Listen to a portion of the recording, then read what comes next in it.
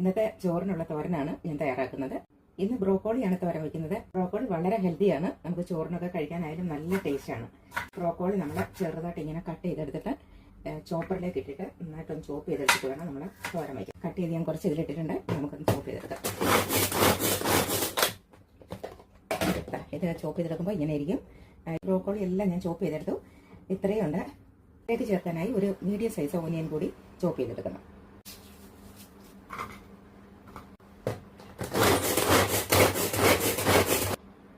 ഇതിലേക്ക് ഒരു പച്ചമുളക് കൂടി അരിഞ്ഞിടാം. അല്പം കറിവേപ്പില ഇടാം. ഇനി ഇതിന് ചതച്ചെടുക്കാനായിട്ട് അരക്കപ്പ് തേങ്ങ എടുത്തിട്ടുണ്ട്. അതിലേക്കും അല്പം കറിവേപ്പില ഇടാം. 2 പച്ചമുളക് ഇടാം. 2 വെളുത്തുള്ളി ഇടാം.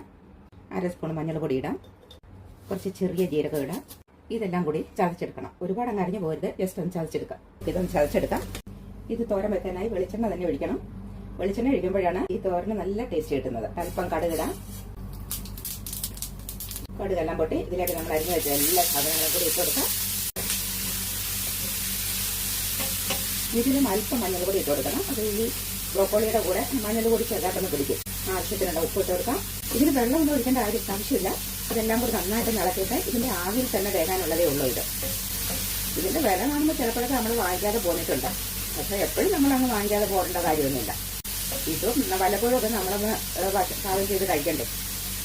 ഇതിപ്പോ ഒരുപാട് അങ്ങ് വെന്ത് പോയി കഴിഞ്ഞാൽ ഇതിന്റെ ഗുണമൊക്കെ അങ്ങ് പോകും. ഇപ്പൊ ഇത് ഈ മഞ്ഞളൊക്കെ ഇതേ നന്നായിട്ട് പിടിച്ചിട്ടുണ്ട്. ഇനി നമുക്കിത് ചെറുതായിട്ടൊന്ന് അടച്ചു വെച്ചിട്ട് വേവിച്ചെടുക്കാം.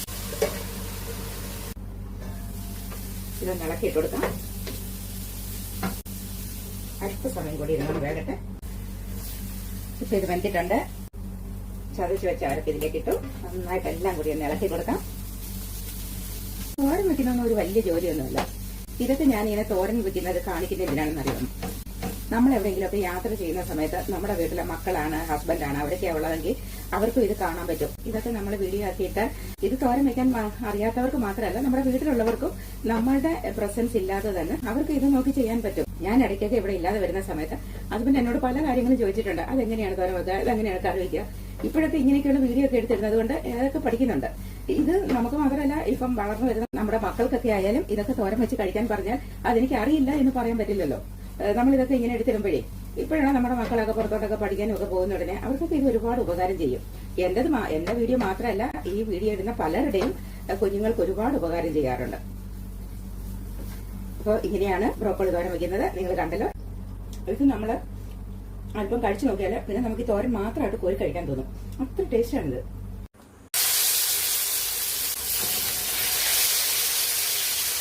ബ്രോക്കോളി തോരൻ വെച്ചതിന്റെ കൂടെ 2 മീൻ പൊരിച്ചത് കൂടി ആവുമ്പോൾ ചോറിന് കുശാലാവില്ലേ.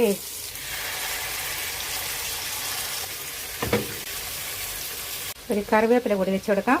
മീൻ പൊരിച്ചത് ശരിയായി കിട്ടി. ഒരു പാത്രത്തിലേക്ക് ബാർലി കൊണ്ട് ശരിയാക്കിയ ചോറാണ്. ഡയബറ്റീസ് ഒക്കെ ഉള്ളവർക്ക് ഇടയ്ക്കിടയ്ക്ക് ഞാൻ ബാർലിയുടെ ചോറാണ് ശരിയാക്കാറുള്ളത്. നല്ല ചുമന്നരിയുടെ ചോറും ശരിയാക്കിയിട്ടുണ്ട്. നല്ല അടിപൊളി ചമ്മന്തി,